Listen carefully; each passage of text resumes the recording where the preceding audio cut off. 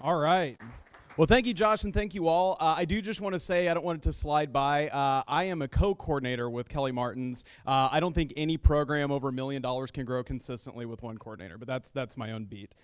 When I took over in 2014, we had some bare policies. We had a sort of a framework of things in place, but they were limited in scope. They were inconsistently enforced. They were poorly communicated, and they were rarely reassessed. And what happens is that when you're in an environment like that, people don't feel secure. And it's hard to talk to people about a long-term opportunity. It's hard to talk to people about growing that opportunity with you if you're not coming from this place of security. So throughout the last few years, we've reassessed every policy we have.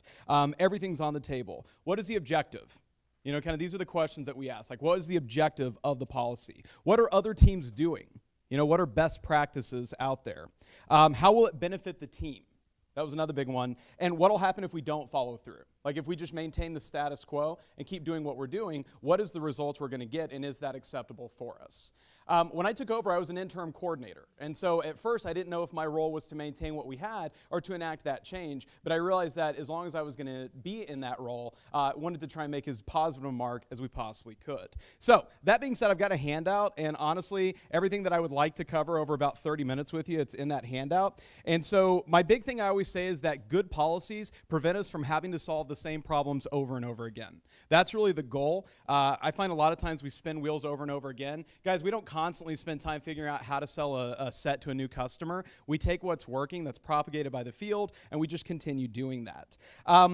When it comes down to introducing new policies, though, if you're coming from a place where you think your framework you're operating from is not what it could or should be, honestly, like this community is so giving. When I first took over, I reached out to Curtis and Jason and Patton and Josh and so many people because no one really trained me to do it. I didn't really know what I was doing, but I'm just a system guy. I'm a program guy. And they were very open. And I will tell you, any one of y'all could probably take the policy document from any top 10 division, bring it to your team, and it would probably be better than what a lot of places currently have in order.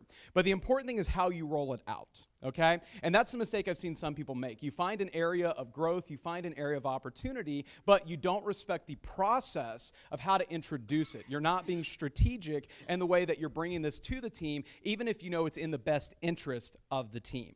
And that's one of the reasons I think consistency in leadership is very important. That's one of the reasons why we needed more than just me. We needed Kelly as well. That's the reason why I think you need to talk a long-term vision with your team. To go through the steps here really quick, you want to start by defining best practices. Be curious and be humble. That's the thing I always say. Be curious and be humble. Don't operate from a framework where you're assuming you already know all the best answers. Guys, we steal from the best and we steal with pride.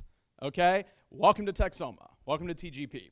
And that's one of the reasons we're very open. Anytime, most of y'all know we have a website we set up years ago. People ask me all the time, hey, can we take stuff from your website? And I'm like, you should. It's super good. Okay? When I was doing a policy document, I was like, I don't know how to do this. Pato, can I take yours and just kind of reframe it with our own stuff? And he goes, yeah. I was like, can you send me the file? Okay. I was like, I don't want to retype all that. That sounds like work. When and where do you bring up potential changes? You need to identify influencers in your organization. Communicate with them early and often. And need to create space for people's perspective to be heard. By the way, influencers is not always the people you're thinking it is. Okay? Influencers can be top DMs in your organization. Influencers are always your DVM. Always your DVM.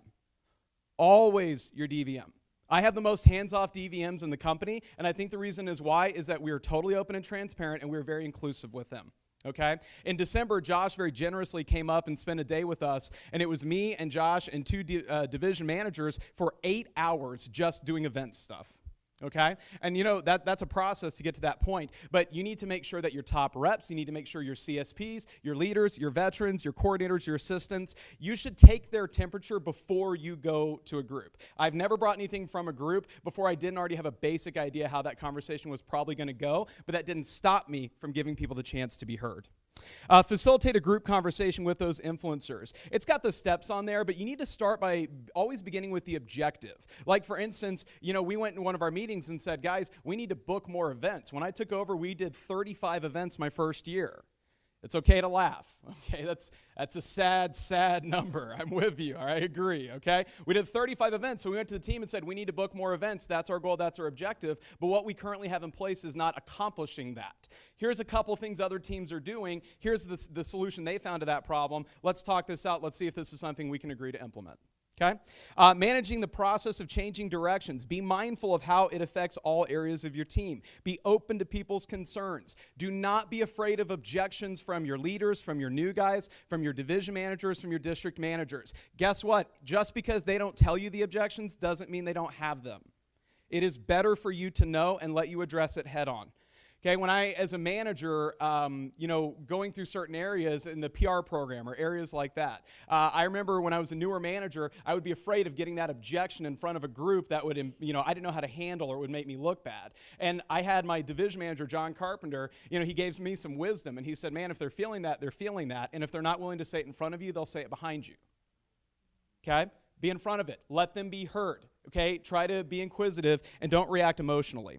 When it comes to the rollout and the review, we never start policies right away. We discuss, we vote, we go through that process, and then it starts the next campaign. Okay? There needs to be time. And even within that rollout, we'll spend a month usually of just kind of doing some general reminders, and not doing that crazy harsh enforcement. And then the last thing is generating buy-in. When people have a voice in the process, they're less resistant to change. But you have to take every opportunity to highlight how this change has positively enhanced your team.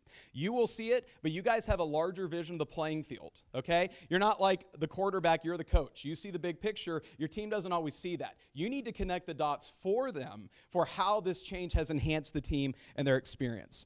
Okay? Last notes on there, once policies are established, document everything with a policy document. Make sure it's easily available to every single person in the program. If any of you want ours, just hit me up for the website later. Take ours, use it as a framework, and then just do your own, because that's what I did with Pat and Sides. Thank you, Pat. Okay? Enforce standards in policies openly, transparently, and consistently. No one is bigger than the team. Does your team know what they're supposed to do if they have an issue with you? Not going to the DVM crying to mom or dad, but do they know the process and policies for that? Because they should, because you're a human too and you're not perfect, all right? My guys know exactly how they're supposed to handle that. My division managers don't adjudicate it, but they call in someone they trust, like Josh, like Curtis, like Luke Mills. That can be an impartial voice into that process. And the last thing is, don't take your team's perspective for granted. Make sure everyone knows how policies can be reviewed and updated. It is the coordinator's responsibility to periodically review why your policies are in place. You have good policies that were set years before a lot of your team was on the team, and they don't know why they're there. Your next meeting, you should take a chance to resell them on why and see if the landscape has changed. Thank you very much.